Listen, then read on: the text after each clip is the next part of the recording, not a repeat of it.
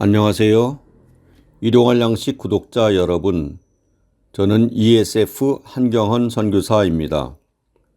8월 22일 목요일, 오늘 일용할 양식 말씀은 역대상 21장 1절에서 14절까지의 말씀으로 제목은 죄의 결과입니다.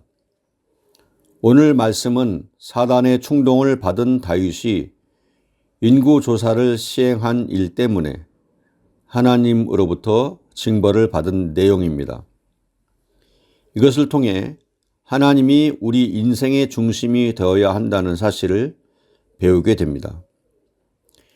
일용할 양식 구독자 여러분, 다윗이 사탄에 충동되어 인구조사를 했다는 역대기의 기록이 사무엘하 24장 1절에서는 여호와께서 이스라엘에게 진노하시고 다윗을 충동하여 인구조사를 하게 하신 것으로 기록하고 있습니다.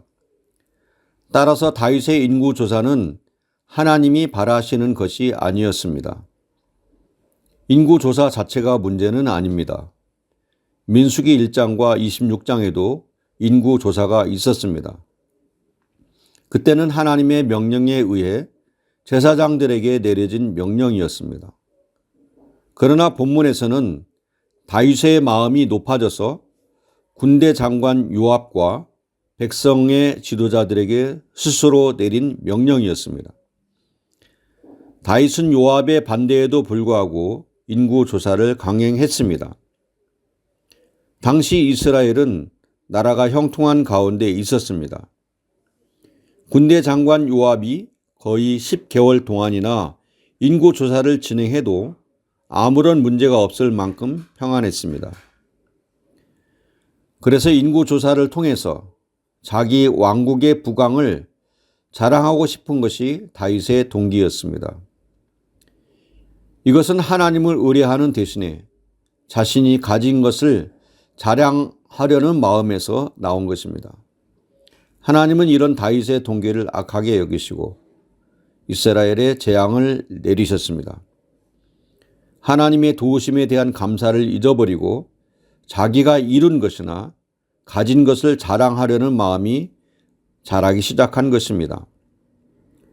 우리는 상황이 좋아지고 일들이 잘 되기 시작하면 은근히 자신을 드러내고자 하는 마음이 있습니다.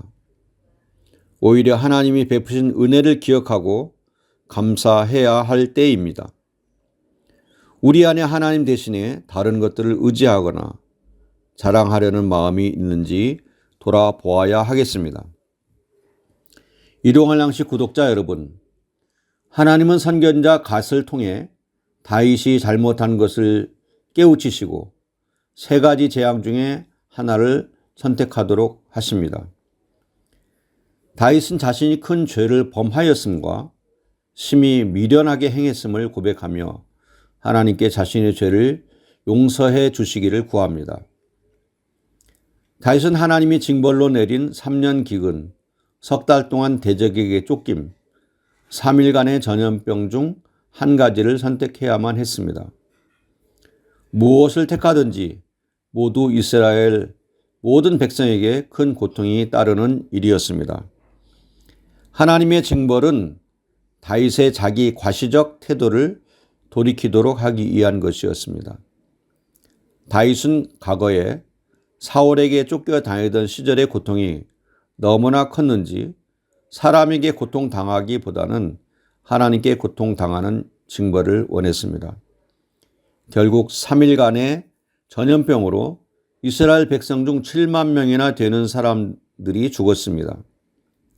자기 잘못으로 무지한 백성들이 죽게 된 것은 진실한 지도자였던 다윗에게는 큰 고통이 따르는 형벌이었습니다.